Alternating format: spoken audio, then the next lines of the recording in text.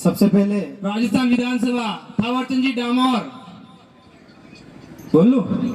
हाँ, सबसे पहले हमारे पुरखों को नमन करते हुए पालकादर कानूवाड़ा चिंतन शिविर में उपस्थित आप सभी महानुभाव, माता बहने, युवा साथियों,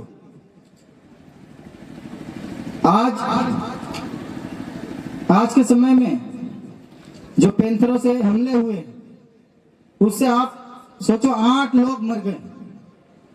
8 लोग मर गए मतलब कितनी बड़ी हमारे समाज में क्षति हुई, लेकिन हमें उससे कोई लेना देना नहीं, उसकी कोई जानकारी नहीं है।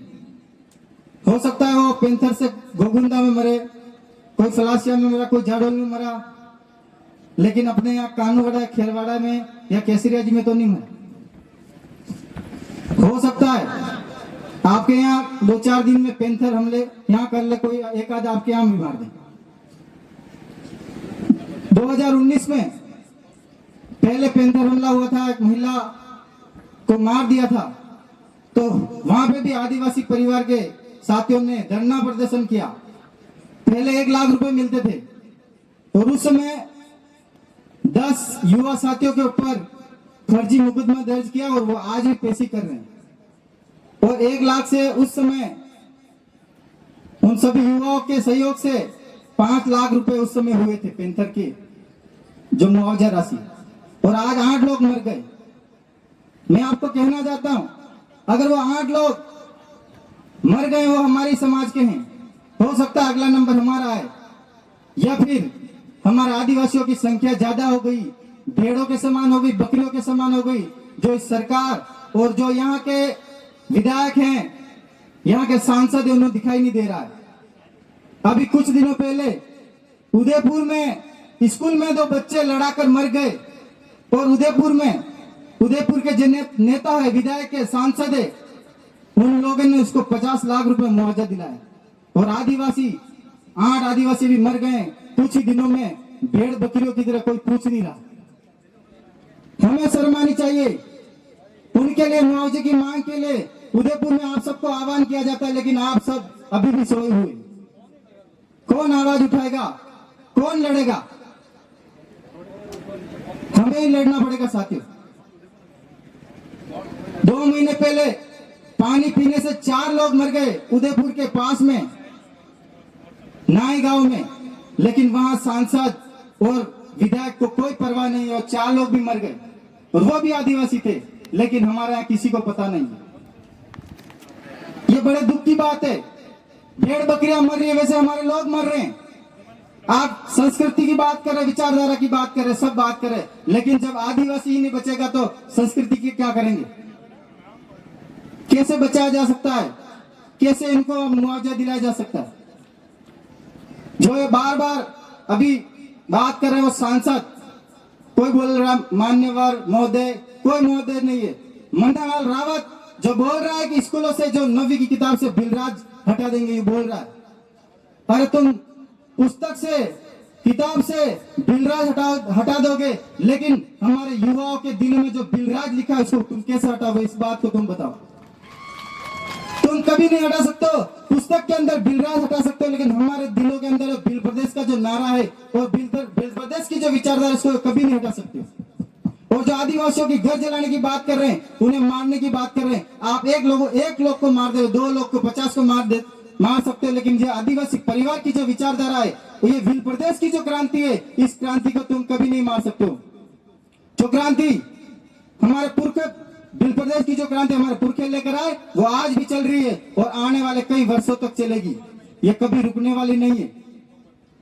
और हमारे जो युवा साथी हैं, जो बाइक चला के हाईवे पे एक्सीडेंट होकर मर रहे हैं बिना हेलमेट के, काफी संख्या में मर गए, हर दिन हम अखबार में पढ़ते हैं। मैं उनसे कहना चाहता हूं कि आप बाइक चलाकर बेवजह नहीं मरिए, आप बाइक चलाकर बेवजह मत मरिए। आप जैसे युवाओं की बिल प्रदेश की इस क्रांति में जरूरत है। आप बिल प्रदेश की इस क्रांति में अगर शहीद भी हो गए तो आपका नाम होगा, आपके जो माता पिता आपने पैदा किया, आपको पैदा किया है, वो आपके ऊपर गर्व करेंगे, मेरा बेटा इस बिल प्रदेश की क्रांति में शहीद हो गया। हमें क्रांतिकारी भी बनना पड़ेगा साथियों। जिस तरह से अभी कल भगत सिंह जी के, सरदार भगत सिंह जी जो क्रांतिकारी थे, उनकी जन्म जयंती थी। उन्होंने कहा था, और अभी पहले हमारे कांति भाई आदिवासी ने बताया कि इंसान को मारा जा सकता है, दबाया जा सकता है, कुचला जा सकता है, लेकिन विचारधारा को नहीं कुचल सकते। इसीलिए कहना चाहता हूं, हर घर में एक क्रांतिकारी पैदा होना चाहिए। बाइक राइडर 007-001 मत बनो, क्रांतिकारी भगत सिंह बनो। अगर बिल प्रदेश चाहिए तो क्रांतिकारी भगत सिंह बनोगे, तब जाके आपको बिल प्रदेश मिलेगा, बाकी आपको बिल प्रदेश नहीं मिलने वाला है। और हमारे साथ में जो 3 विधायक बैठे हुए हैं, ये 3 विधायक और एक खेरवाड़ा का भी विधायक होता, लेकिन किसकी गलती है ये किसकी गलती है? ये लोग है जो यहाँ नॉर्मल लोग आए हुए, इनकी गलती नहीं है, इन्होंने बराबर वोट दिए, लेकिन आदिवासी परिवार की विचारधारा ने आपने आदिवासी परिवार की विचारधारा खेरवाड़ा में फैलाई नहीं, इसीलिए ये लोग गुमराह हो गए।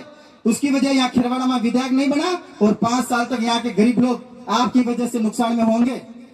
लेकिन अगर उसकी भरपाई करनी है तो आने वाले पंचायत राज चुनाव है, उसमें एक होकर नीचे की जो सरकार है उसकी जड़ हिला दो, उनकी जड़ें खत्म कर दो, आदिवासी परिवार व विचारधारा की जड़ जमा लो, उसके बाद आपकी कोई जरूरत नहीं पड़ेगी। इन ये सांसद विधायक की किसी को अपनी जरूरत नहीं पड़ेगी।